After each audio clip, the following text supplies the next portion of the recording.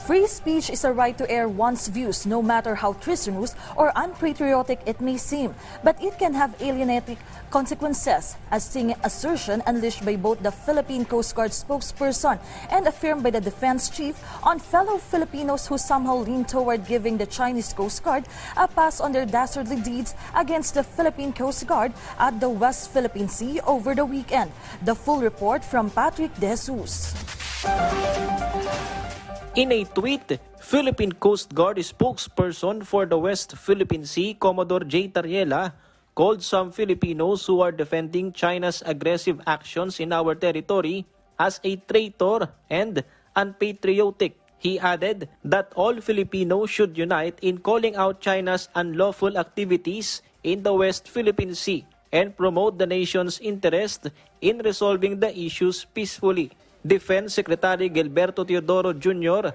has the same sentiments. He stressed that the action of the Philippines is not dictated by another country. May mga propaganda po na kinakalat.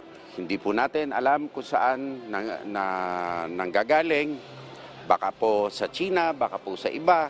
Pero ang layunin nito ay maglagay ng chismis sa bawat sektor ng society na pagwatak-watakin tayo. At pilit tayong sinasama na lahat daw ng galaw natin ay pilit daw ng Estados Unidos sa atin. Sinasabi ko, insulto ito sa Republika ng Pilipinas.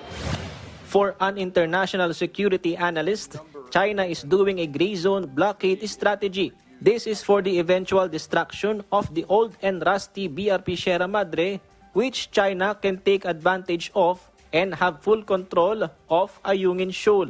A proof to be considered is the use of the water cannon by the Chinese Coast Guard against the country's ships and supply boats, which delayed the resupply mission for troops stationed in BRP Sierra Madre. The ship, BRP Sierra Madre, is visibly deteriorating and becoming structurally unsound.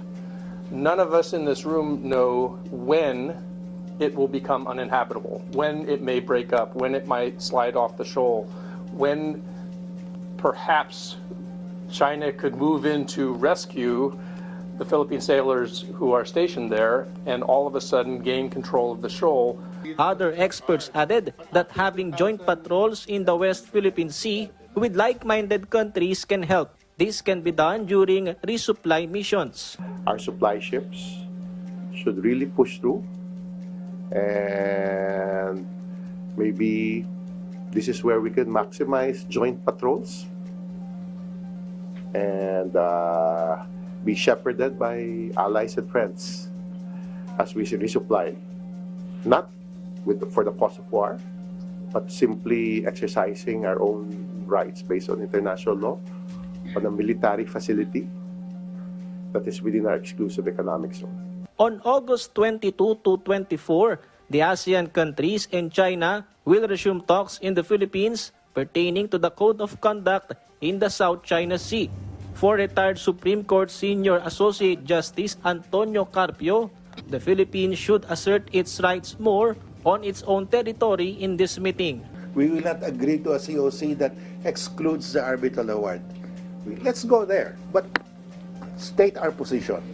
Patrick De Jesus for The Nation.